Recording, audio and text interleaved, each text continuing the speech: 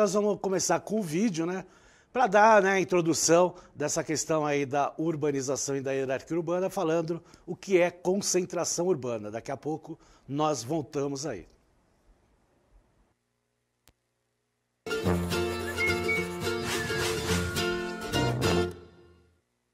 Olá, sejam bem-vindos ao IBGE Explica. Hoje falaremos sobre arranjos populacionais. Se você já passou dos 30 ou dos 40, provavelmente já se pegou algumas vezes dizendo: no meu tempo, as coisas não eram assim.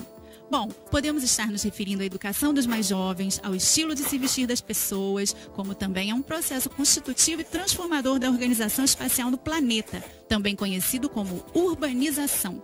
Historicamente, a noção de cidade tem sido atribuída à concentração de pessoas e à existência de um ambiente de trocas, de ligações, de transferências materiais e imateriais. Portanto, um ambiente que envolve fluxos, circulação e escalas variadas. No passado, a urbanização foi fundamentalmente um fenômeno associado ao aumento de população nas cidades e explicado pelo êxodo rural. Fato é que hoje mais da metade da população mundial reside em ambientes urbanos. Portanto, o mundo é majoritariamente urbano. No Brasil, esse índice supera os 80%. Se pensarmos que em 1960 apenas 45% dos brasileiros moravam em áreas urbanas, podemos ter uma noção da diferença dos cenários. Assim, ao IBGE, como órgão oficial de produção e análise de informações geográficas, é imprescindível a realização de uma leitura dessa realidade geográfica em constante transformação. É nesse contexto que surge o termo arranjo populacional. Um arranjo populacional é o agrupamento de 2 ou mais municípios entre os quais há uma forte integração populacional. Há 3 critérios para verificar se a integração é forte ou não. Utilizaremos como exemplo uma cidade A e uma cidade B. Basicamente, existe entre a população total que estuda e ou trabalha de A uma alta porcentagem se deslocando para trabalhar e ou estudar em B, e vice-versa. Após realizarem suas tarefas, essas pessoas retornam às suas cidades de origem, o que chamamos de movimento pendular. A esse critério de integração, damos o nome de forte intensidade relativa. No caso de cidades muito populosas, como Guarulhos e São Paulo, o método anterior pode levar a índices baixos. Basta pensar que 1% de uma cidade de 1.000 habitantes equivale a 10 pessoas, mais 1% de uma cidade de 1 milhão equivale a 10 mil.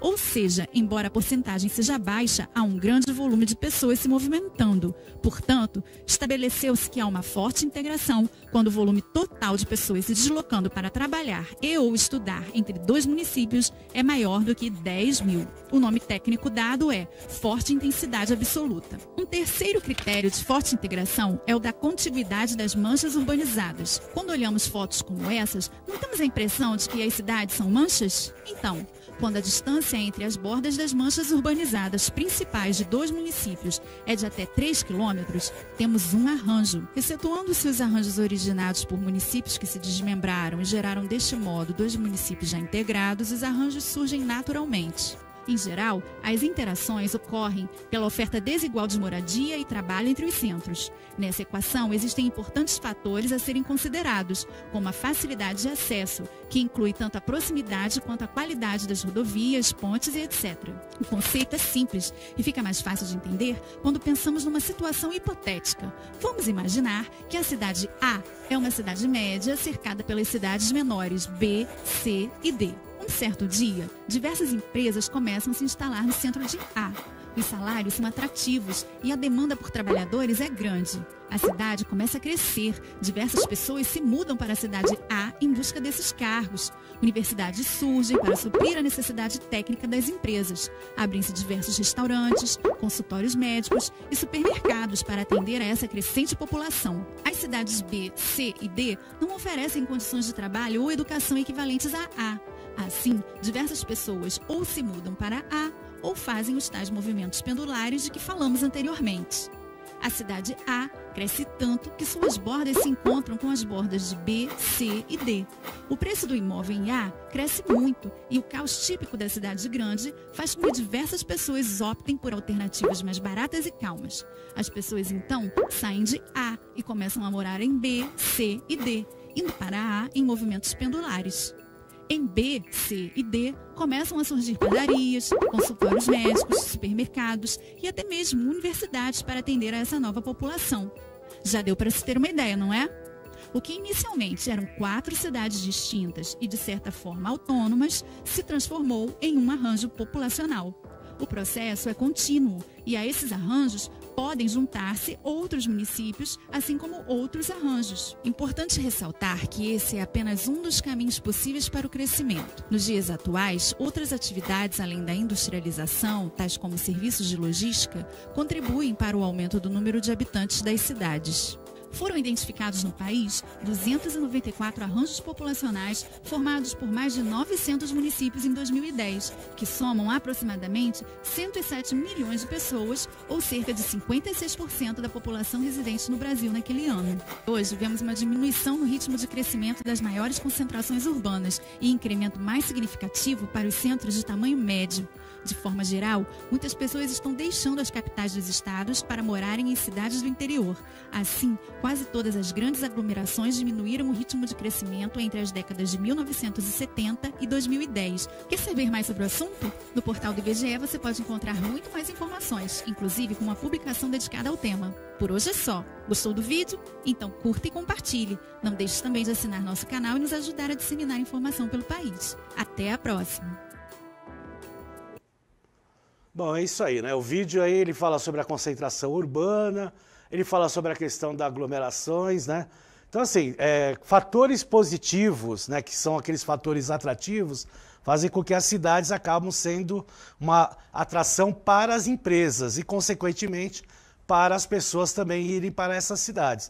Então, depende muito, não precisa necessariamente a cidade ser de grande porte.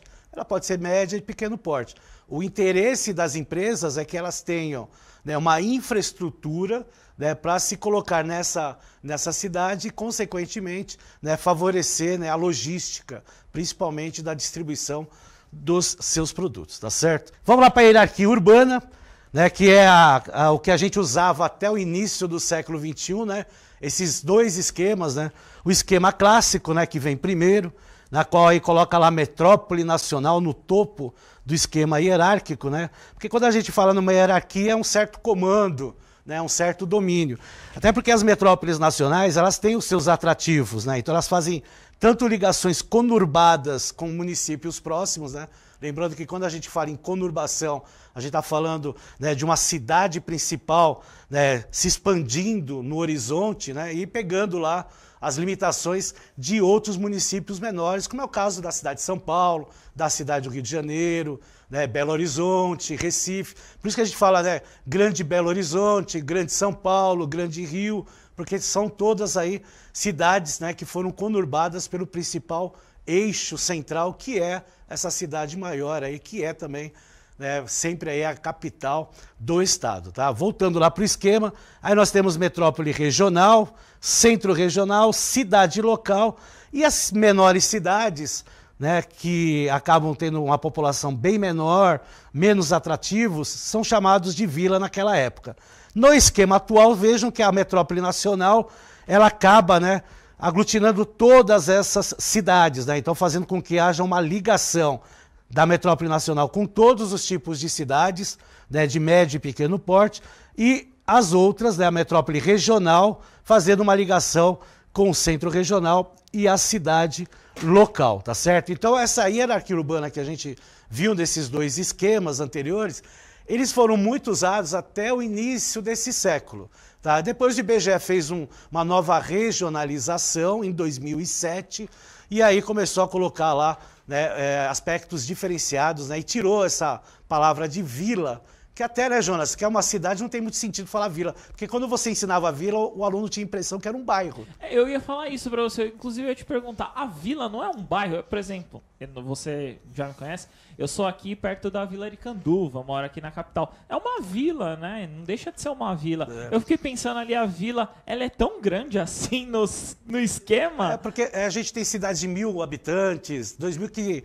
Aqui na São Paulo, por exemplo, você tem vilas, bairros, né? Que denominadas vilas, que é muito mais que isso. Sim. Né? Então fica uma coisa meio estranha. Mas aí o que acontece? O IBGE fez lá o REGIC, né? Que é as novas regionalizações do estado de São Paulo, e aí ele, do Brasil, né, colocando regiões, né, diferentes aí, né, de vilas passando para centros, né, como já se tinha antes, mas fazendo subdivisões desses centros e até das metrópoles. Né? Não, você falou centro, agora eu fiquei até pensando, no estado de São Paulo, aqui todos os alunos assistindo, muito grande, né? E eu tenho certeza que essas empresas estão no interior, né? Que a gente até comentou aqui durante o vídeo, né? Então existem esses polos no nosso interior aqui da capital, né? Esses polos técnicos, né? Eu lembro muito de Franca, né? Isso. Que é um polo tecnológico também, é um polo, né, né, tradicional do calçado, que Sim, aí faz parte da questão do comércio, da globalização. Isso, Jonas, que você está citando, é um exemplo de como a cidade tem importância no seu núcleo. Por isso que o IBGE denomina de arranjos populacionais, porque não é só a população em si, mas é todo esse interveio que vem junto com a globalização. Por isso que tem uma formação diferenciada a partir do século XXI. Vamos lá no mapa da rede urbana, que aí vai mostrar para vocês aí a diferença, né? Então esse aí é o mapa da urbanização, né, rede urbana do Brasil de 2018, né, que mostra, né, um destaque para a grande metrópole nacional. Quem é a grande metrópole nacional? É a cidade de São Paulo. Né? Ela é uma referência mundial, então ela é considerada aí a grande metrópole nacional. Porque quando você fala em grande metrópole nacional, ela tem uma influência em todo o território brasileiro e também no exterior. Isso faz parte da globalização no processo atrativo comercial, tá? De negócios, e o São Paulo acaba se destacando. A metrópole nacional nós temos duas.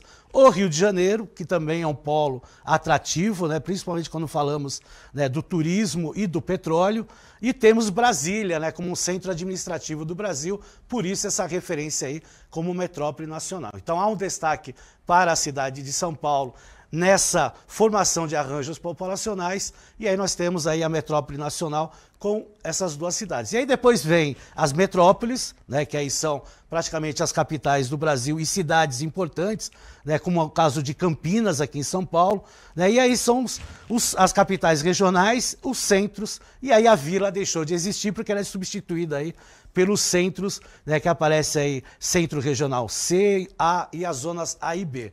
Né, porque na realidade não tinha muito sentido chamar uma cidade de vila. Um abraço a todos aí. Não esqueçam de avaliar a nossa aula. Um abraço. Isso aí. Tchau, tchau.